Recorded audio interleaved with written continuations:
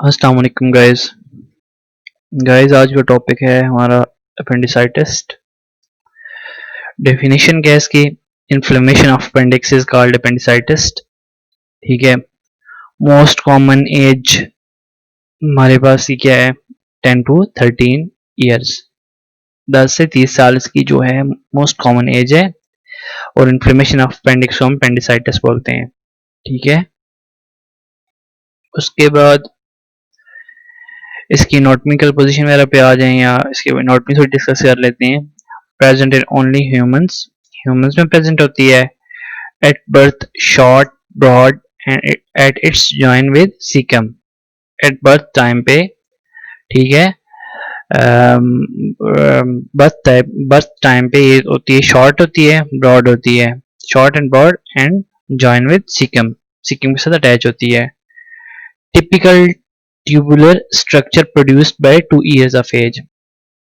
Birth time पे कैसी होगी? शॉर्ट होगी और ब्रॉड होगी। फिर 2 साल की उम्र में एक ट्यूब लाइक स्ट्रक्चर प्रेजेंट में कन्वर्ट हो जाएगी, वो ट्यूब लाइक स्ट्रक्चर बन जाएगा। शॉर्ट ब्रॉड से 2 साल की उम्र में ट्यूब लाइक स्ट्रक्चर हो जाएगा। सही है। Result from differential growth of caecum. ठीक है, ऑलरेडी हम बात कर चुके हैं, सीकम के साथ अटैच होती है और ये सीकम से ही ग्रोथ कर होती है इसकी। ठीक है। May be found in variety of locations. Retrocaecal, ठीक है, रेट्रोसिकल का मतलब बिहाइंड सीकम ना। ठीक है। तो 60% इसकी वहां लोकेशन होती है। पेल्विक में 30% होती है। रेट्रोपेरिटोनियल मतलब पेरिटोनियम के पीछे 7-10%। ठीक है। मोस्ट लोकेशन इसकी यहाँ होती है, रेट्रोसिकल ही होती है।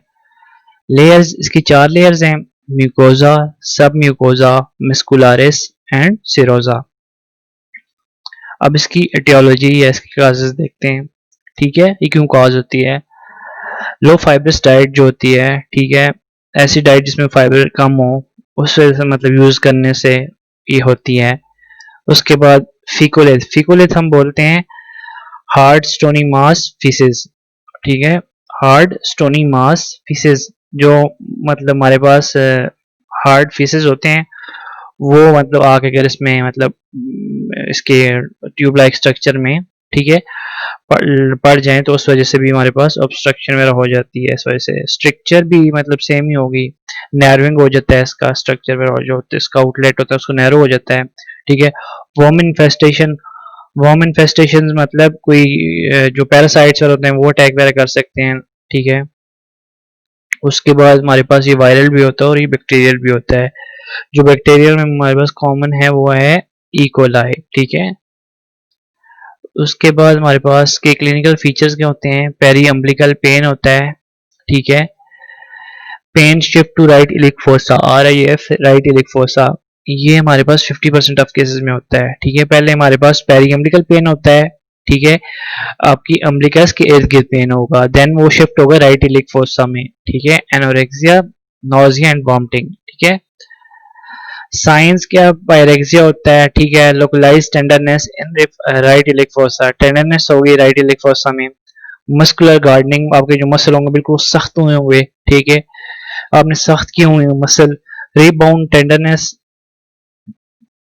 एक साइन है, रीबाउंड टेंडरनेस इसमें होता ये है जब आपको प्रेशर आप राइट इलिक फोसा पे मतलब जब आपको मतलब जो ऑब्जर्वर होगा या आपका डॉक्टर वगैरह होगा, ठीक है, वो ऐसे करेगा कि राइट इलिक फोसा प्रेशर पहले पुट करेगा। ठीक है। देन फिर वो प्रेशर अपना हाथ उठाएगा तो प्रेशर रिलीज होगा, तो जब वो हाथ उठाएगा उस वक्त आपको पेन होगा, तो इसको हम कहते हैं रिबाउंड टेंडरनेस। रॉबसिंग साइंस क्या होता है? रॉबसिंग साइन हमारे पास है, देखें, the presence of right lower quadrant pain on palpation of left lower quadrant pen. ठीक है। ये कह रहा है जब आप ना लेफ्ट जो है ना लोअर क्वाड्रेंट पेन होगा, ठीक है, ठीक है, लेफ्ट लोअर क्वाड्रेंट पेन क्यों होगा? जब आप उसको प्रेस करोगे ना लेफ्ट लोअर को, ठीक है, तो लेफ्ट लोअर क्वाड्रेंट को, अब जब इसको प्रेस करोगे तो आपको पेन किधर होगा? राइट लोअर क्वाड्रेंट में। ठीक है, क्योंकि सारा जो है यहाँ से प्रेशर यहाँ आएगा। ठीक है। देखें आप एक दफा पढ़ें, the presence of right lower quadrant pain on palpation of left lower quadrant pen. अब आप जहां लेफ्ट पे पल्पेट करोगे ना, लेफ्ट लोअर क्वाड्रेंट पेन पे, लेफ्ट लोअर पे, ठीक है, लेफ्ट लोअर क्वाड्रेंट पे आप पल्पेट करोगे तो क्या होगा, पेन आपको कहाँ होगा, राइट लोअर क्वाड्रेंट पे, ठीक है। लेफ्ट पे पल्पेट करोगे तो राइट पे पेन होगा, ठीक है। उसके बाद श्वास साइन, श्वास साइन हमारे पास क्या होता है, ये, ठीक है, pain on hyper extension of the right hip while patient is lying left lateral with knee extended। जब आप ना इस तरह हाइपर एक्सटेंड करेंगे ना, ठीक है ना, इसको इस साइड पे लेके आएंगे, ठीक है, हाइपर एक्सटेंशन होगी हिप की, ठीक है, उस वजह से देख लें आपके ये जो मसल्स हैं इनमें खिंचाव पैदा होगा, ठीक है, और ये इसके साथ अटैच होते हैं सीकम वगैरह के साथ, इधर मतलब ये मसल इसके साथ अटैच होंगे, यहाँ पे खिंचाव पैदा होगा इस सारी जगह पे, तो यहाँ पे फिर पेन होगा, ठीक है। ये लियाकस मसल है ना जो हमारे पास, ये मसल जो है लियाकस हो गया, ठीक है, ये इन्फ्लेम अपेंडिक्स हो गई, ये श्वास मसल हो गया, ठीक है। ये श्वास क्यों कहते हैं श्वास साइन, जब आपका ना ये होगा ना, ये श्वास है आपका, ये श्वास मसल है, ठीक है, इसके साथ आपकी सीकम अटैच होती है, ठीक है। जब आप इसको एक्सटेंड करोगे ना, ऑब्वियसली जब इस साइड मूव करेंगे तो यहाँ पे खिंचाव पैदा होगा इस जगह पे, ठीक है, जब यहाँ पे खिंचाव पैदा होगा क्योंकि मसल एक्सटेंड हो रहा है, ठीक है, मसल में हाइपर एक्सटेंशन हो रही है, तो इस वजह से हमारे पास क्या होगा, पेन होगा। श्वास साइन क्यों बोलते हैं, क्योंकि श्वास मसल की हाइपर एक्सटेंशन की वजह से यहाँ पेन होता है, ठीक है, यू कैन सी इट श्वास मसल, ओके। उसके बाद ऑब्टूरेटर साइन, ऑब्टूरेटर साइन हम बोलते हैं right lower quadrant pain on internal rotation of the hip, ठीक है।